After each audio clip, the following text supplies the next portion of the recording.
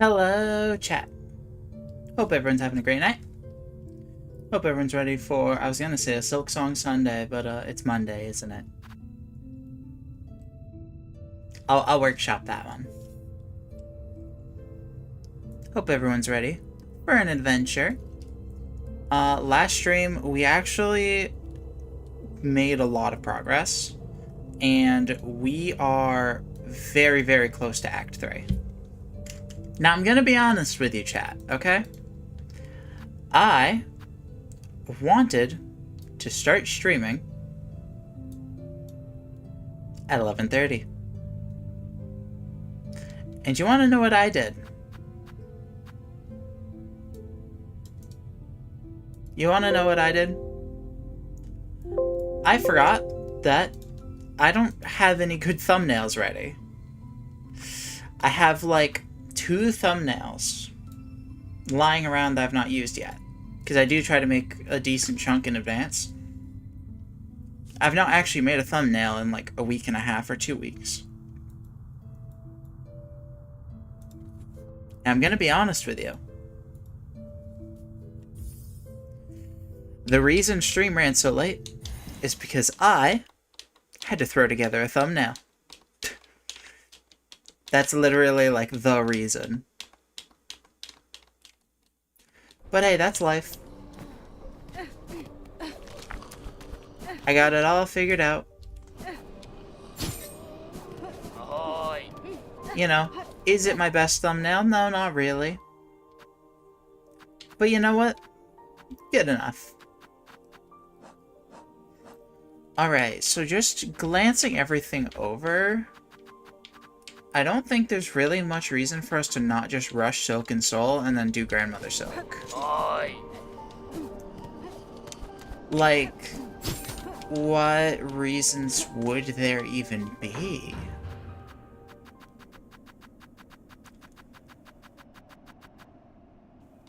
Witchcrest. Yes, I made a list, didn't I? Hang on. I have a list on my phone somewhere. Let me pull this up.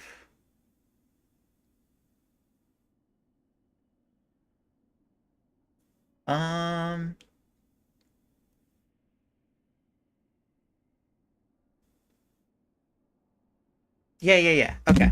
Cool. Alright. Act 3 day, BB? Hopefully.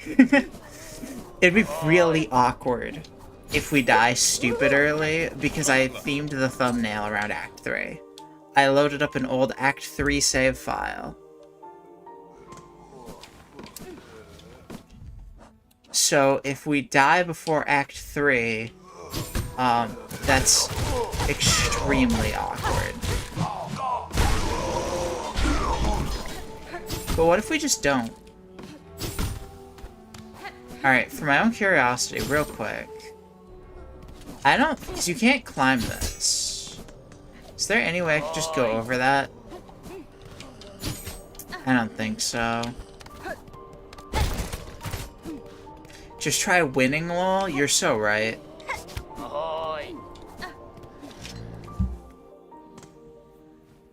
Like, when you put it like that, it seems so simple. Whoa, hello, lag. Where did that come from? Let me fiddle with my computer and see what I can close out, because should not be lagging like that. My computer is not the best. I am fully aware of that, but I know it's capable of doing that. It is capable of streaming Silksong. I don't really see much open right now, though. Alright, well, we'll see if that's a fluke. And, we'll just keep it rolling. I would love to upgrade my computer to be something like... Like, my computer's well below, quote-unquote, like, industry standard for streamers. But, that would require making money off streaming enough to justify the purchase. And currently, I've made 0 cents.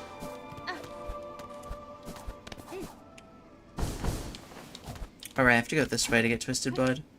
Excuse me, pardon me, excuse me.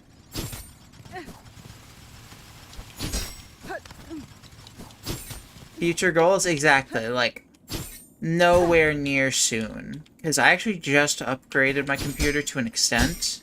Like, extremely recently. I had been, like, using, like, a 10-year-old graphics card. And I swapped to something a bit more modern. The rest of the computer is, like, significantly outdated, though. So while, like, upgrading the graphics card did give it the little push it needed to be able to handle, like, streaming Silksong, it's not future-proofed at all. Like, I'll definitely want to upgrade at some point, especially if I want to stream things that aren't Silksong. Luckily, most of the things I plan on streaming semi-soonish are going to be things that honestly, like, take up less computer shit than Silksong does. Oops, I slipped. But it's definitely just a rough situation all around. Hello, Twisted Budathan. Alright, now chat told me last time that there is a memory locket right near Twisted Bud. Oops.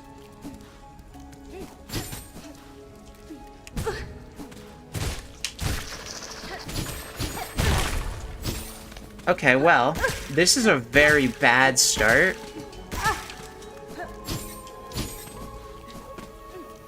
But what can you do?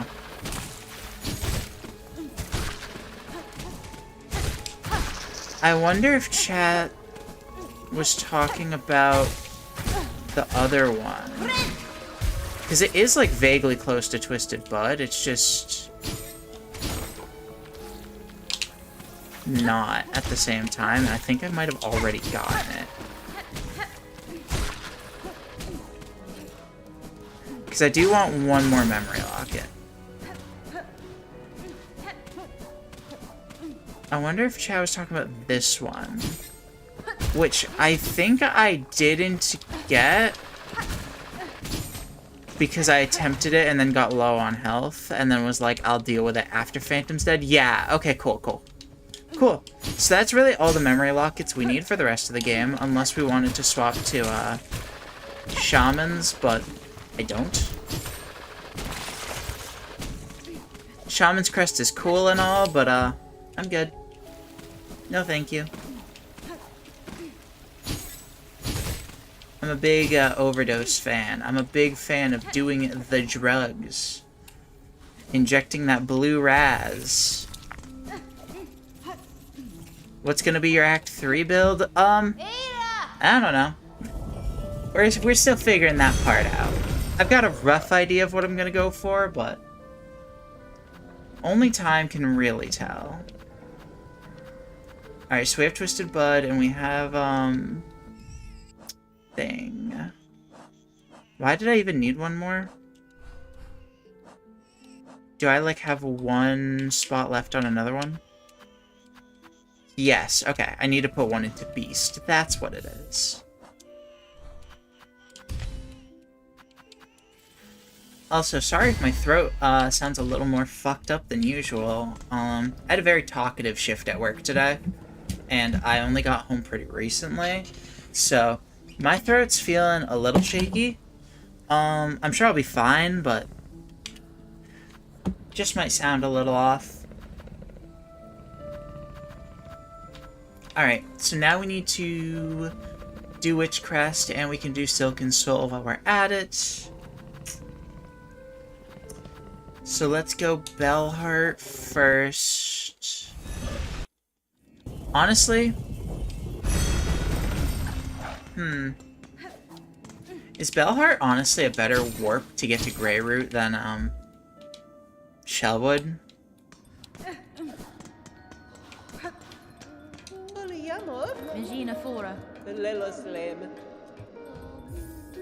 I don't know what I'm doing. Why am I talking to you? I got the bell home key last time. Cool, cool. Okay. I'm, like, still regaining my bearings a little bit about what I've done and what I've not. Yeah, I don't 100% know what the Act 3 build is gonna look like. I know I'm gonna rock Witch. I'm gonna go Witch, and Overdose with Witch. I don't think I'm going to rely on Claw Mirrors, though. Claw Mirrors Witch is really potent and all, but I don't necessarily think that that is worth the risk of fighting Tormented Trobio.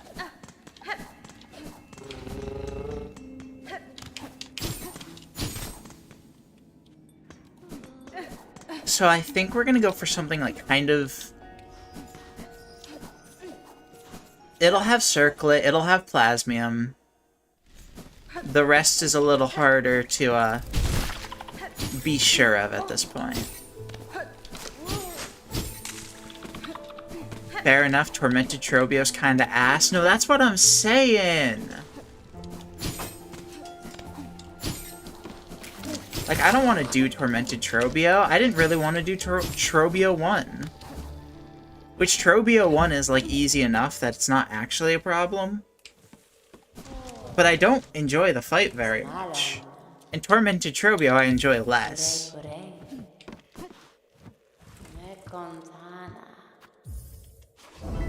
Alright, chat. Who's ready to watch Hornet get pregnant?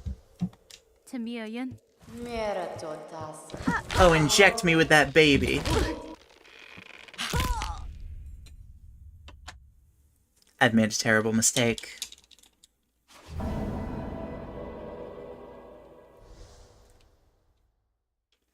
It would be kind of funny if I went for Cursed Ending right now.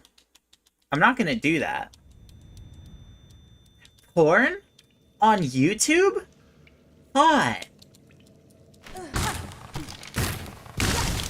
The abortion arc begins. Exactly. Abortion arc online.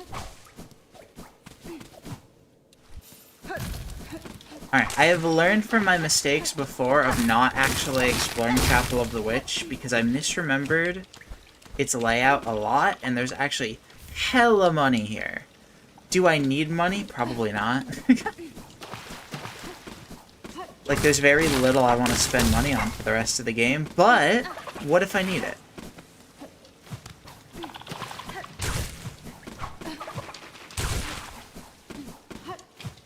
Like, hypothetically, for the sake of the argument, what if I need the money? Look at that. That was like 200 rosaries I just got between that rosary string and the effigy.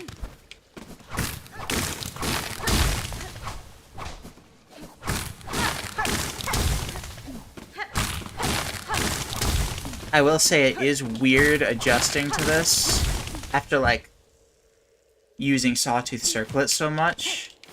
Because, like, God, what do you mean I can only attack this fast?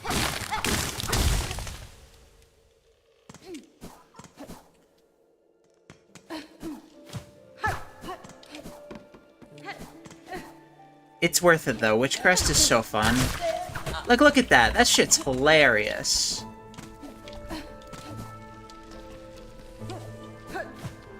It's like being able to ride enemies' faces with Reaper, except, you know, the people in my life still want to talk to me.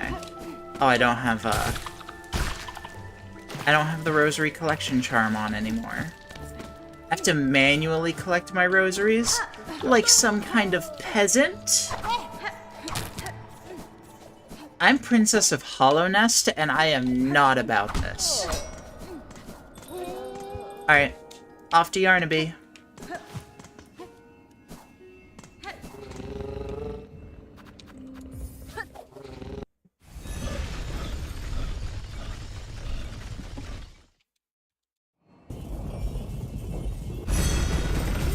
And we're also gonna grab Pimpillos while we're there, because a girl needs her Pimpillos, and I have all the craft medals at this point. Why'd you wake up so quickly? You don't usually come out before I can see you. That's whack. I must have, like, left the fight, like, partially, like, triggered last time, somehow. And it caused that to happen. I don't know. Either way, not too concerned about it.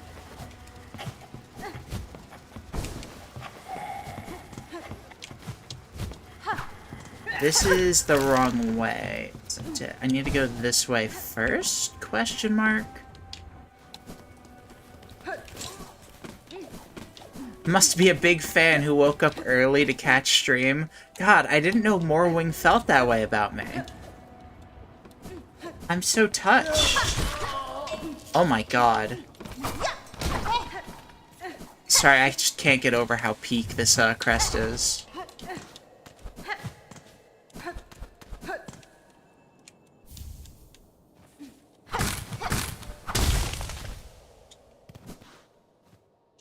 It feels nice to be swapping to a crest that I actually like.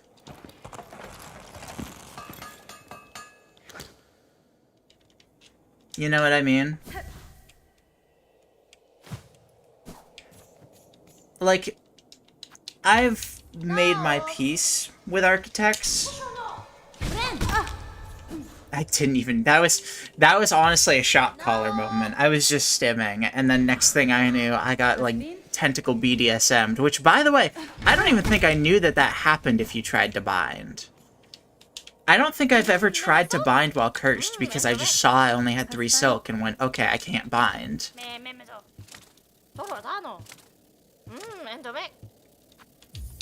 Like, am I the only one that just didn't know that this was a thing?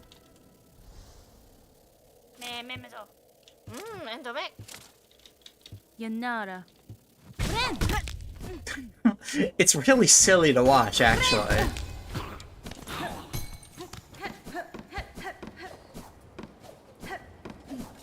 There's a part of me that's like, there probably isn't, because by the time that you get this, you, like, have all of your movement upgrades. But it'd be really goofy if there was some sort of, like, way to abuse that animation, since it launches you backwards.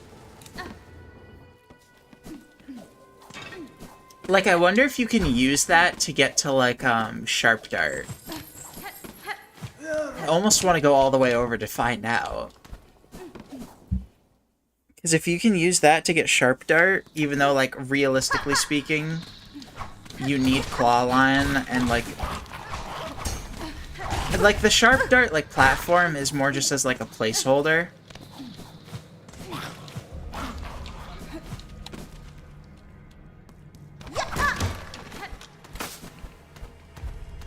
Like, obviously, the practicality of jumping to get Sharp Dart with Cursed is, like, non-existent. But I wonder if, like, it does have, like, enough momentum properties to, like, clear gaps that you can't otherwise clear.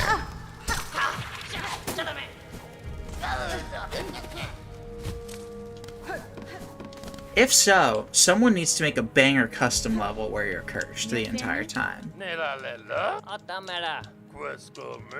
Hello, Krell and Benjin. Please. You can go back to being gay lovers after you give me the steel spines. Thank you, and goodbye. Got his ass. I got him. God, this crest is so funny.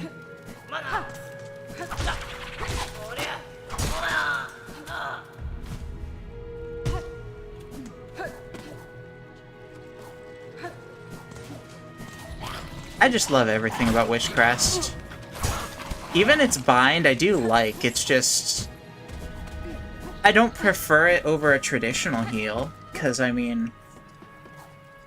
it's absurd. It's a little silly, even.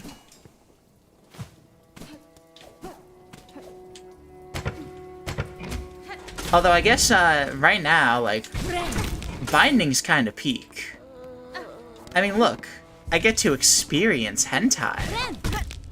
Oh, you can totally go up there with this. There's no way you can't.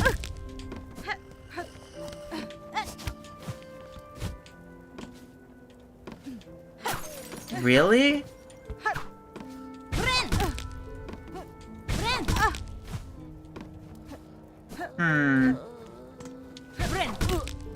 Finding his peak. Me when I'm trans mask. Alright, I'm not sure it does have enough momentum properties. Oh, you can ledge grab after it. It's just really weird. Like, there's a significant delay before you can.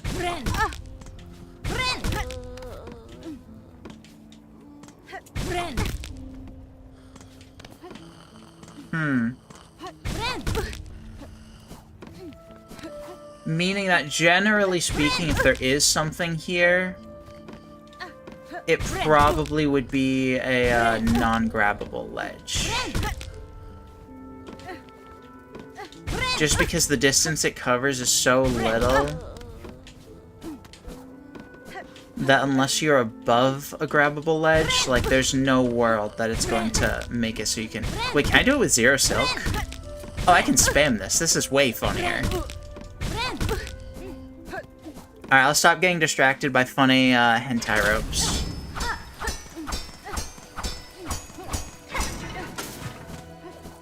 Let's go get an abortion and lose our ability to do the funny.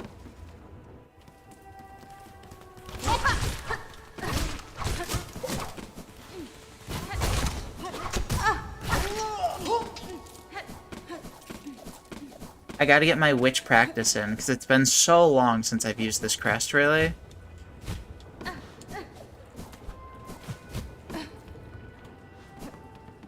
And I'm excited. Oh my god. Okay. I did get pin pillows, right? I know I went up there and that I should have. I don't see a craft medal. Yeah, they're right there. Alright, abortion time! Now!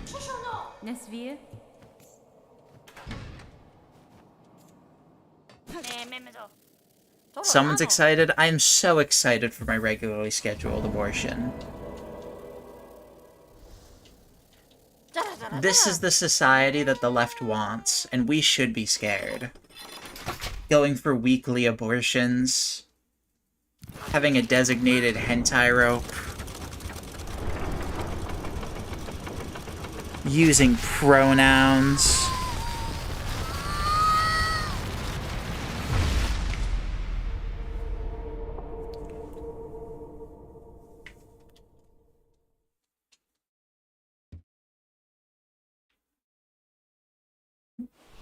Designated drivers. God, the left ruins everything. Driving home from the bar used to be fun. I can't believe how the abortion arc is just filler and never gets mentioned again. Wasted character growth. I didn't realize Silksong was Naruto. That's crazy.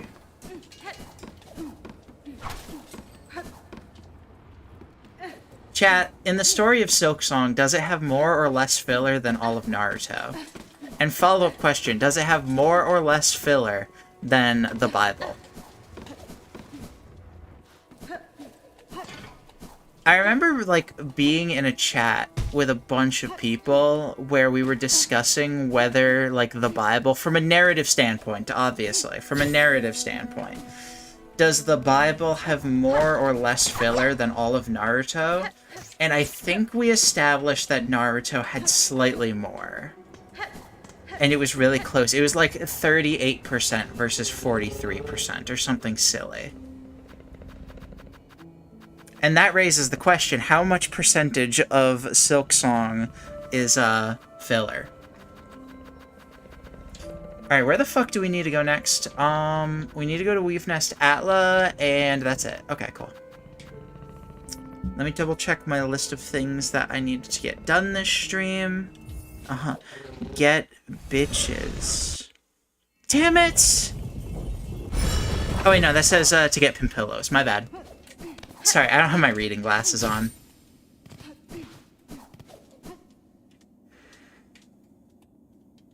What can I say? Oh, I did not need to get another memory locket. That's so silly.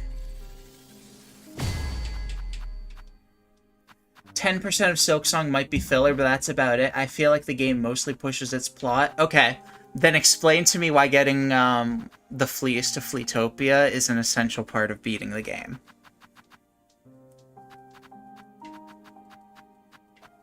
Explain to me Broodmother. I'm like looking, like, what do we want our Act 3 build to look like?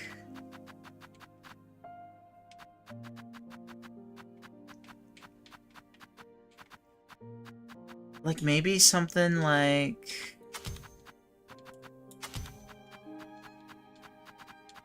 I'm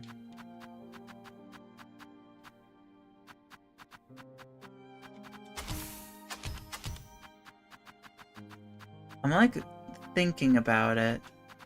Do I want Shell Satchel or do I want Magnetite?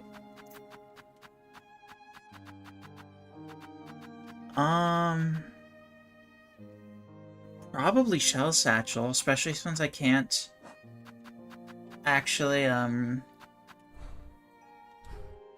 you know, bind to get tools back. Yeah, probably.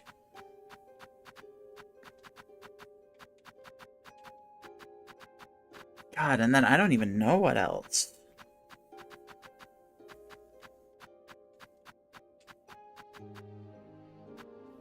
Maybe, like, multi-binder? And, like, memory crystal? Maybe?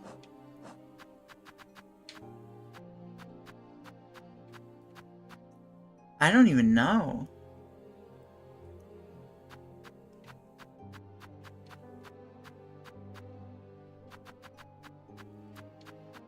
Maybe I should have put more thought into what my Act 3 build is gonna look like.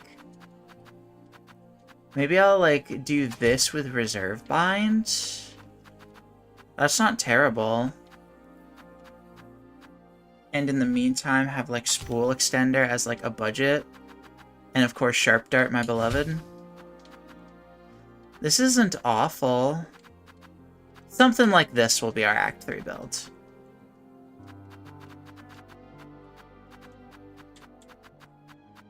God, maybe I do want dice instead. I'll think about it later. That's a later concern, not a now concern. The now concern is meeting up with Eva, getting the Silk Setter. I think that's what it's called. Or the Silk Snare. Something like that.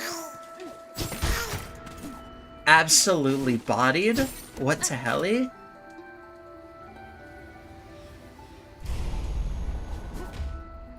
I won't lie, I am going to miss being able to bind anywhere and restock tools. That's really nice.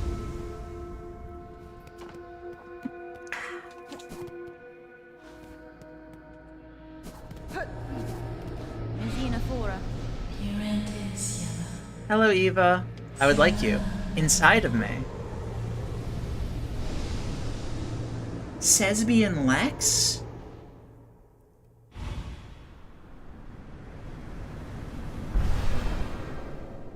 Oh wait, hang on, she's not inside of me yet. She's just evolving my crest. She evolve on my crest till I hunt? Doesn't really work. Alright, now get inside me. Buenera.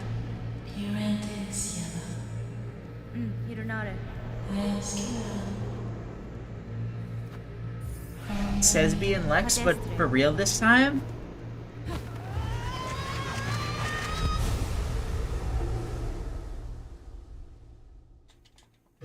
And we got Silksong.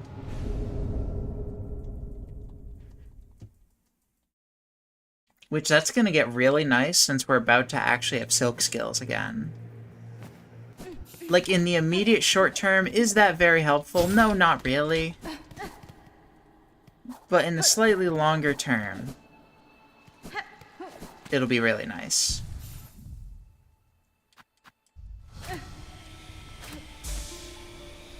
I don't know if I ever noticed that you could do this. I didn't realize you could needle in while sitting. Follow-up question. Is Hornet using, like, her leg to play the needle in? Oh, no, no, no. I see it. It's just crossed. God, spider anatomy is weird. Like, whenever you remember Hornet's a spider, it's like, oh, yeah! Forgot about that. Fucking Weaver spawn. I feel like I always check the way to the Moss Mommies, and it's actually over here. And there it is. Look at me go. I have brain after all. Snare setter. Son of a bitch. I said silk snare and silk setter. And it's actually snare setter. I'm gonna blow... You can finish the sentence however you think that was going to end. And odds are good it will be correct.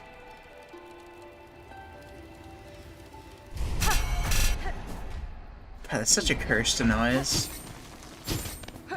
Alright, now we have to go hit up Chapel Roan and be like, hey bestie.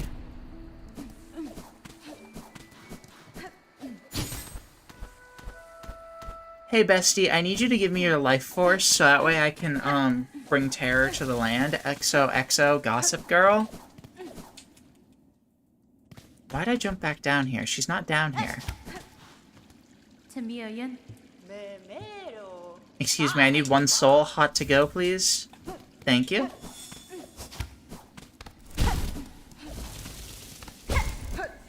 Alright, shit. I guess it's time to go fight Grandmother Silk. That's the list of everything I really wanted to get done before Act 3. Icon of Hope? Nah, sorry. As much as I, like, think the Hornet statuette is adorable, I'm saving my shards for myself. Act 3 time. I'm going to real quick be cringe and hit up the plug one more time because I want to start Act 3 with as much plasmium as possible. Because there is a short period of time where we cannot easily go to the plug. Likewise, I'm going to also stock up on shard bundles.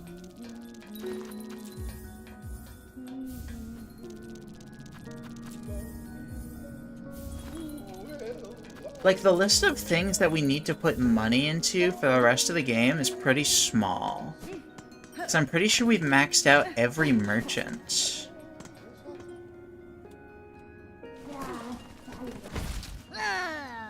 Like, every vendor is out of stuff to sell. Anything spent left is, like... benches. Really? Like, that's the big thing. It's just, like, benches. Benches. I mean, bitches. I mean, benches. I mean... So let's go get one last dose of the good shit. And then shit. It's Grandmother Silk time.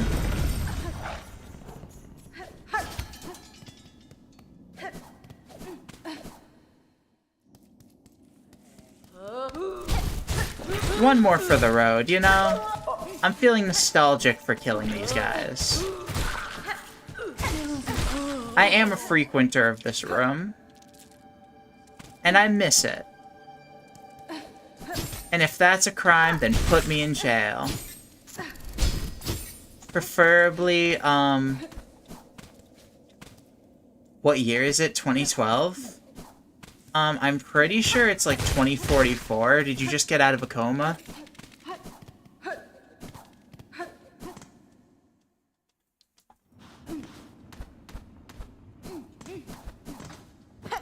And a boink. Oh my, I wasn't even trying to kill that guy, he was just in the splash zone. Sometimes Sawtooth Circlet be like that, you know?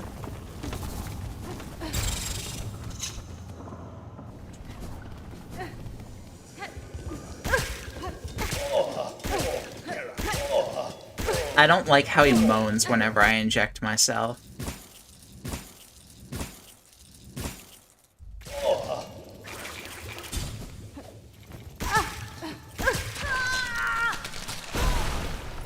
I didn't even change my tools to what I wanted them to be. That's fine. No, not yet. Hold your horses there, buddy. Well, who wouldn't moan when you inject yourself? Jail. Jail to you. If I'm getting anything inserted into me that makes someone moan, I'd rather it not be a needle. I feel like there's another option that's a lot more obvious, but that's just me.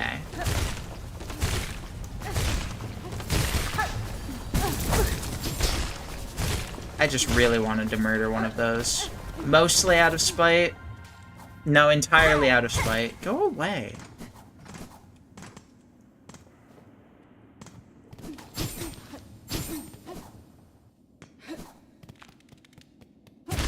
I was looking down, and I was like, oh shit, my arm hurts. And then I got paranoid, because I got a new tattoo recently. And it is a Hollow Knight tattoo that I will probably show off eventually.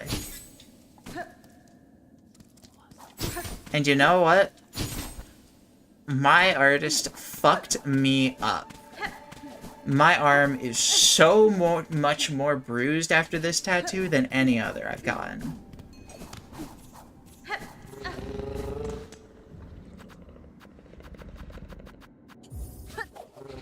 So every time, like, my arm remotely feels any pain, I keep looking down and being like, oh god, my tattoo!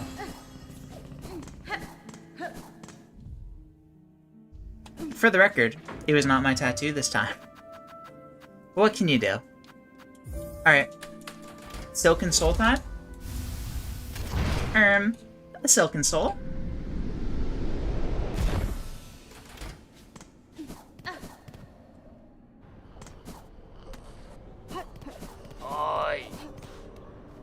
Hello, bestie.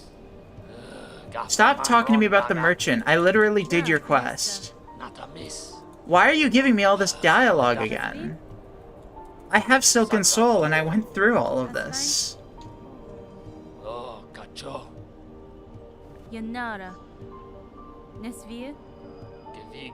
Is it gonna offer me Silken Soul again?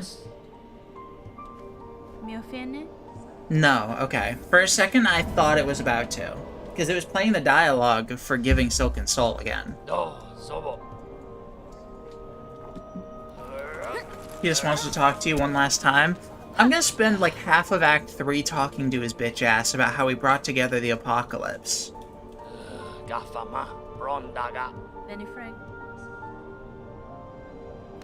He does not need to wish me a goodbye.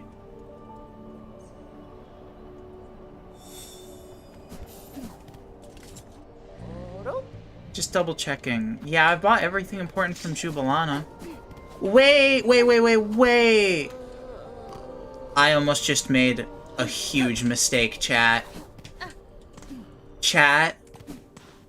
Oh my god, I almost just did something that might have ended the run. Has anyone... I'm curious if anyone in chat is able to pick up the thing I forgot to do in Act 2. Because there's one other big thing that you really should always do before Act 3 that I've not done. I thought I did because I went near it, but I did not do it.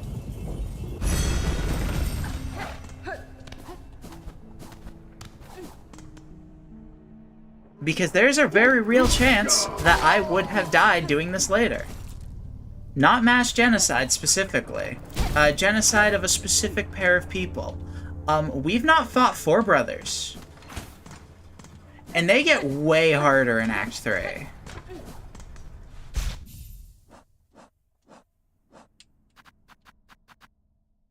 And that could have easily ended the run. Yeah, the Cuck Twins, exactly. I believe the band is called the Cocteau Twins, not the Cuck Twins, but close enough.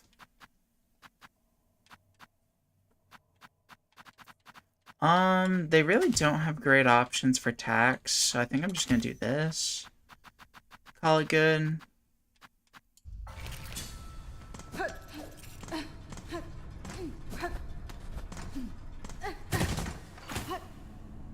I definitely just walked all this way, forgetting that, my way into that part of Deep Docks is not over here.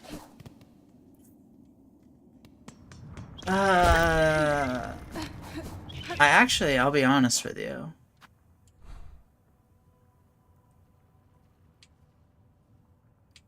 Yeah, I got nothing clever. I was like, is there something I can do to end up over there? But I don't remember another path. I'll just walk the walk of shame. It's not that far.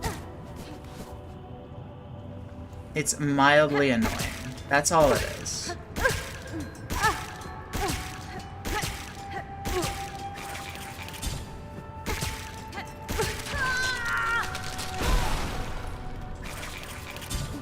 What is up? Get over here, Dave Jr.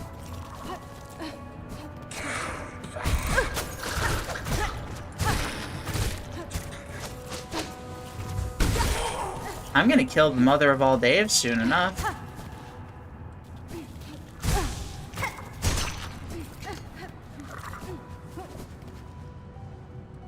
Because I'm built like that.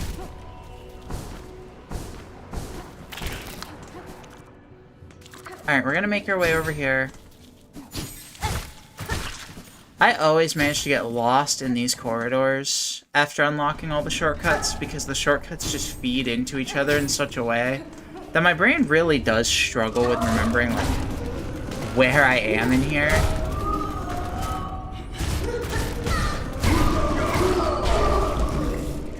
Got his ass. Okay, so I've not opened this shortcut, because I'm pretty sure one of them is right here. Are you gonna fuck Dave's mom? No, I'm gonna kill Dave's mom. Well, specifically, I'm gonna go back into her memories and kill her. Wait, did I never open the shortcuts at all? That's weird and unlike me. Alright, I guess we have to do this entire section of Deep Docks. You can do both. If I choose to do both, I will be fucking her first. Just in case anyone has some messed up ideals of what I'm about.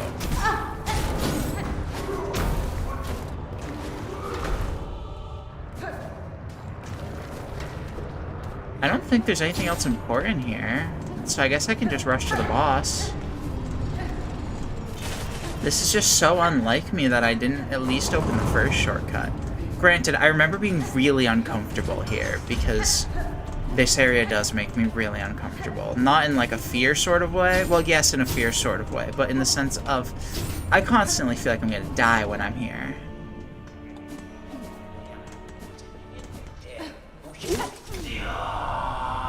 Hello, Cygnus. Cygnus Dick?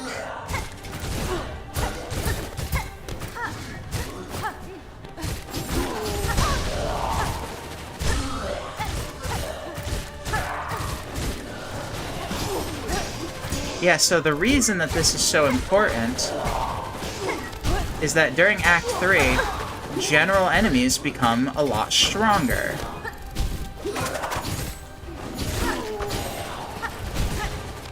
And the last thing you want when you're fighting Cygnus and Gron is for them to have stronger minions.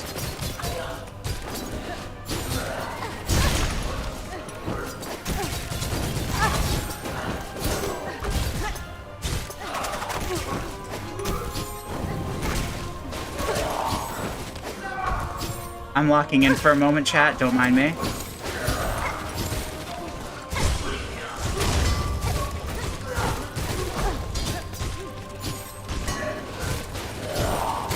I've never really had a hard time with this boss.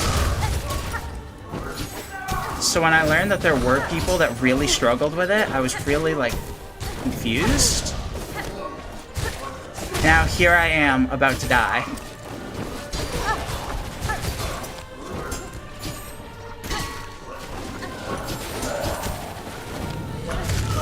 There we go. Okay.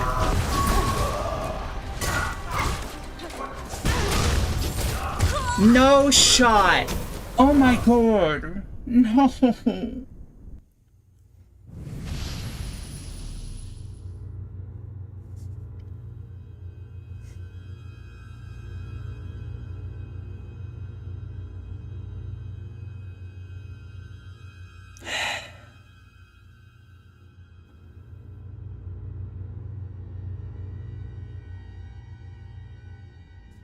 Fuck my life!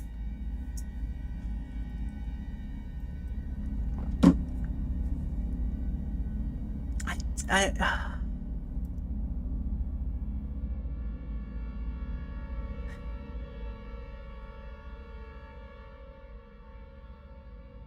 really? I just needed to survive that transition. I feel so strongly that if I just lasted another like 10, not even 5 seconds, I was fine. I don't find Grand Phase 2 hard at all.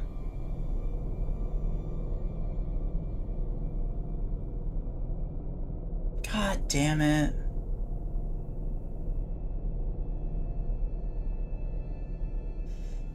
I just want another run to make Act 3. It shouldn't be that hard.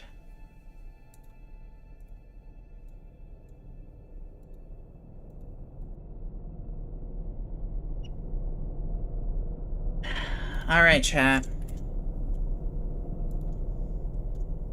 It's time that we wish the extra faces and extra eyes farewell.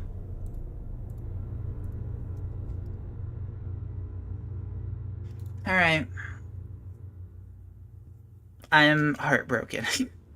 But it's fine. Every death makes it that when I do it, it feels sweeter. That's what I keep telling myself.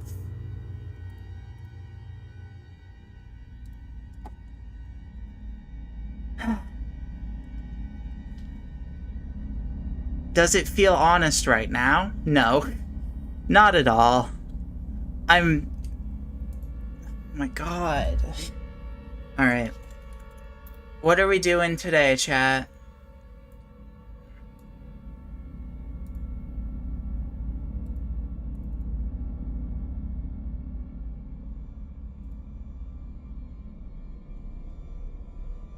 What's going on in the face today?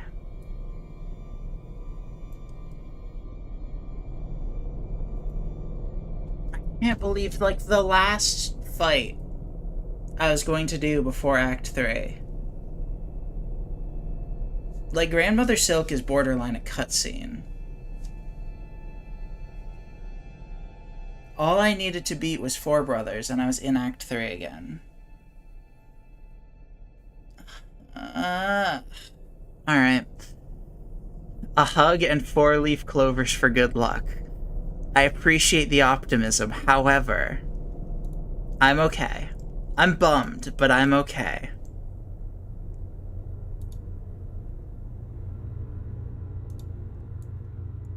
Let me...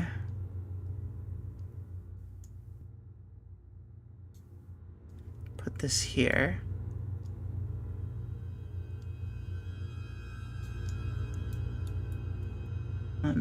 Hello.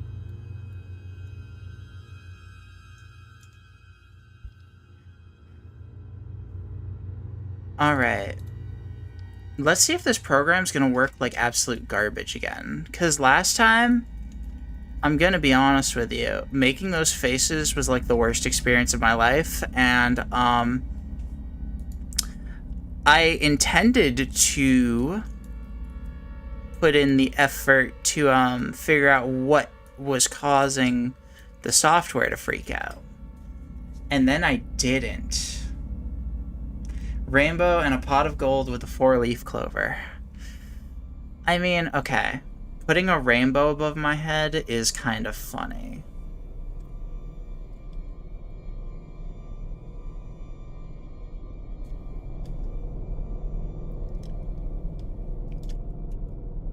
Like, oh my god, it's doing it again.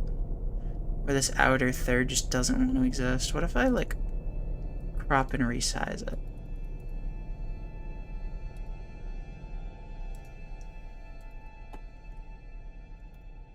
What if I do that? Will that suddenly make it not be crashed?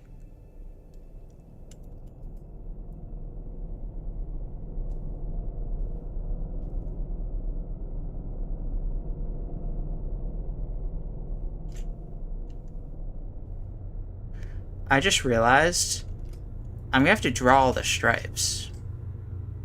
This is gonna be a nightmare.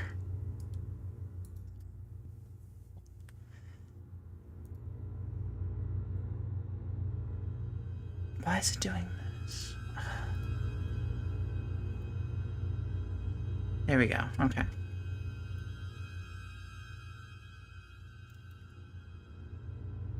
I'm not gonna lie, this death really broke me.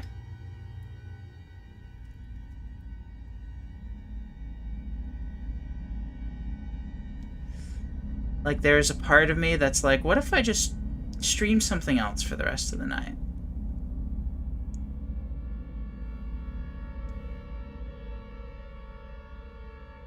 I don't think I will, but the thought is in my head that I think I would have more fun doing something else tonight.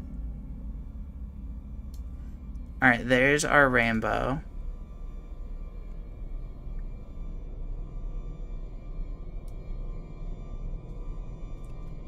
I'm thinking the rainbow goes like above my head, like the SpongeBob imagination gif.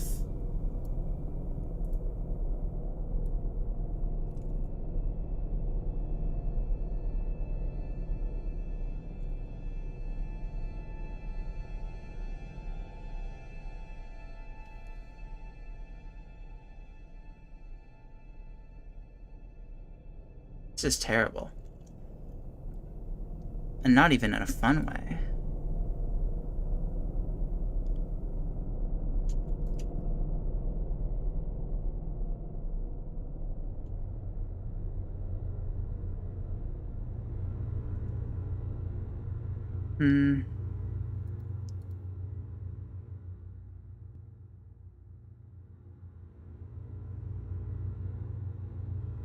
Where are these ghost layers that supposedly exist but definitely do not? Go away.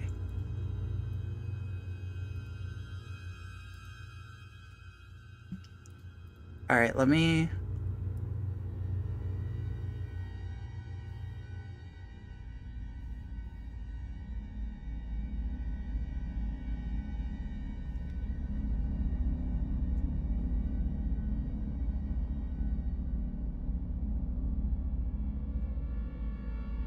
Alright, there's a cloud, and then we'll make... I'm just going to duplicate it. I'm too lazy to draw another one.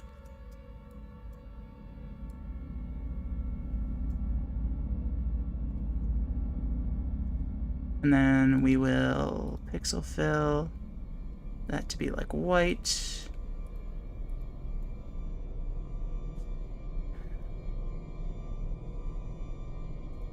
And we will pop this open. Okay.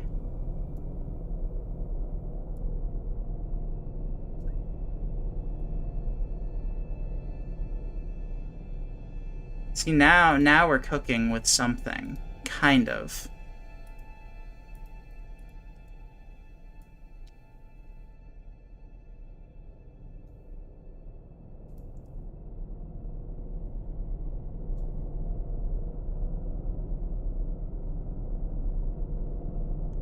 There we go. We got something so gay coming along.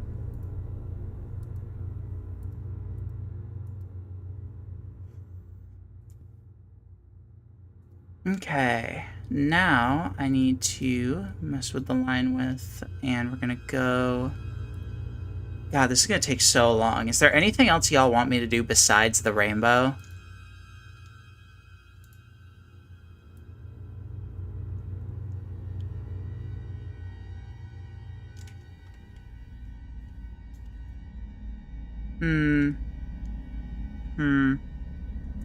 Wait, I have a brilliant idea. That's probably a terrible idea.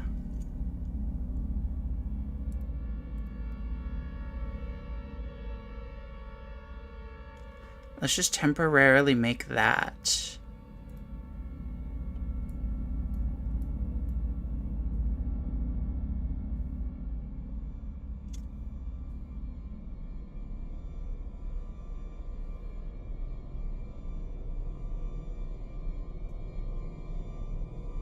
Because now if I do this...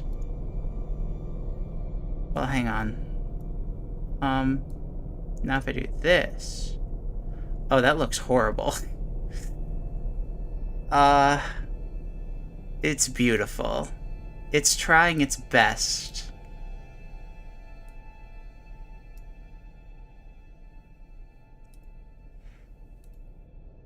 Red. Alright, next we got like an orange.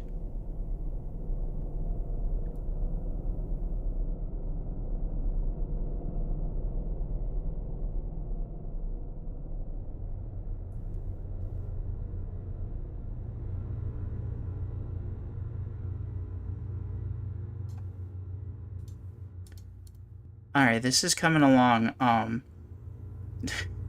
truly spectacularly.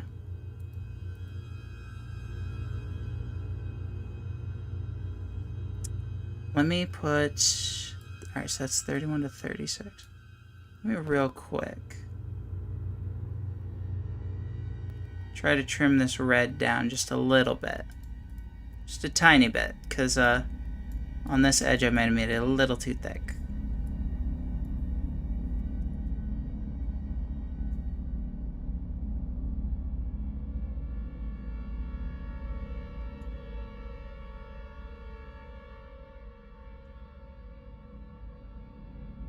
There we go, that's workable enough. It doesn't need to look good, it just needs to look funny. That's what it boils down to at the end of the day.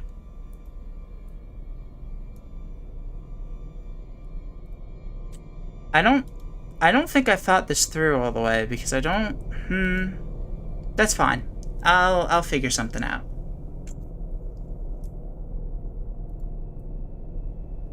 I'm gonna need this open for something else in a bit.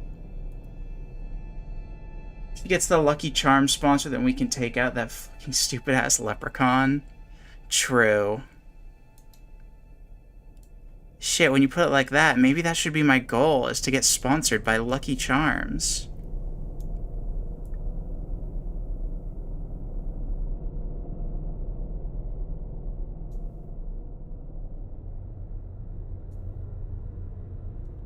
I can't believe that I clickbait thumbnailed everyone, because I didn't even make Act 3. I made an Act 3 thumbnail because I was so confident that we would make it. I had other thumbnails lying around, but I didn't have any Act 3 thumbnails lying around. So I delayed stream to make an Act 3 thumbnail. And for what?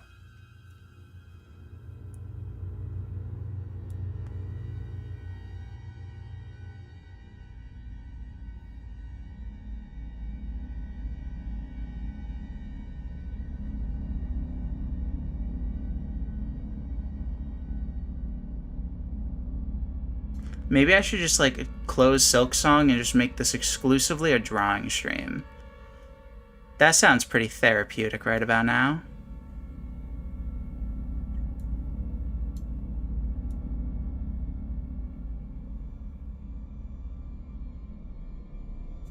I'm definitely making these layers too thick.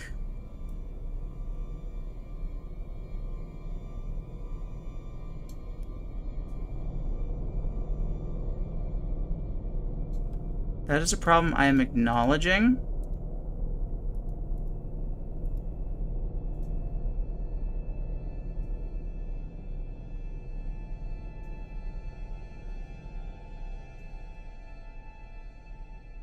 But, bah humbug or whatever. Sorry, off screen right now I'm like fiddling with layers.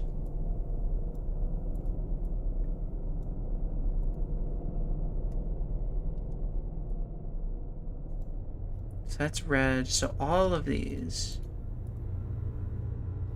Maybe not that one. I don't know what that one is. If I just move them.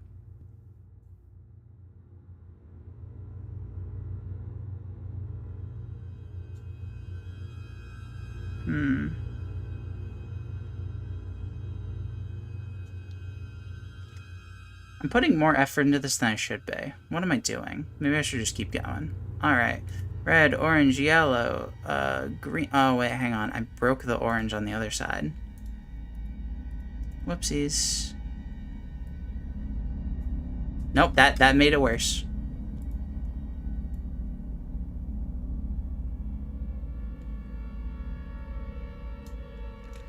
There we go. Beautiful. This is gonna look so ass. Red and yellow. Green. Sure, we'll go with like this kind of green.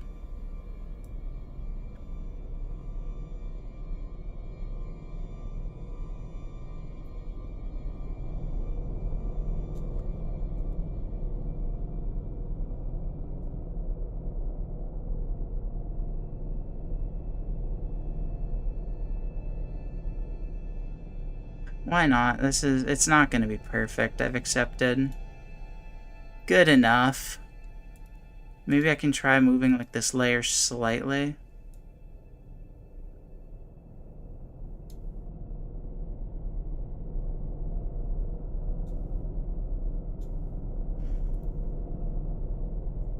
Red, orange, yellow, green.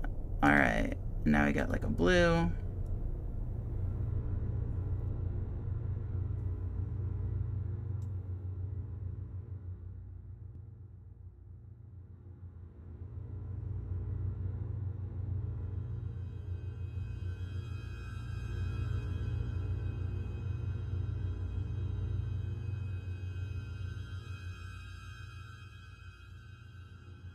Yeah, what if we just call that good enough? The blue doesn't really go all the way down, but eh.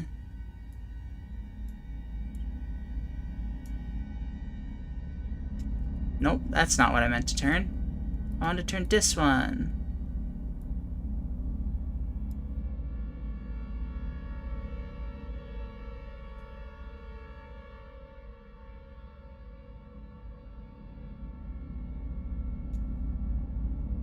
Maybe I do it like that, and then this blue here.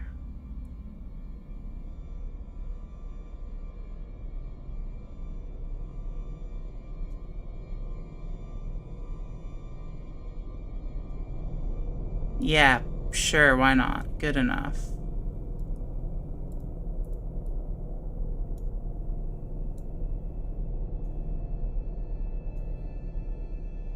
And then we get like a purplish. I'm not bothering with like doing an indigo layer and a violet layer. It's fine. It's good enough. Beautiful. Absolutely cinematic, even.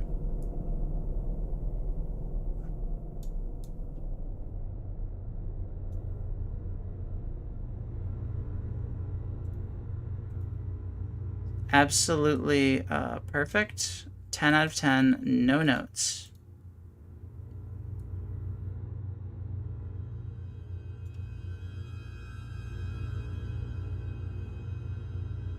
It's not good enough. It's perfect. You're right. Let me have more confidence in this. Wowzers! Look at how awesome this rainbow is. It's perfect. I'm so good at art. Blah. I accidentally made Grimace. That's okay. That's a back layer anyways. Alright.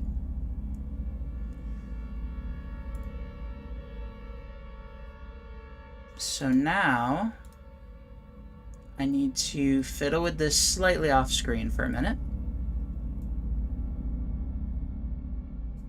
Because to give you an idea of how ass this like program I'm using to sketch these things in is, it doesn't actually have a way to remove backgrounds. So I'm gonna have to load up a separate tool real quick to just quickly remove the background.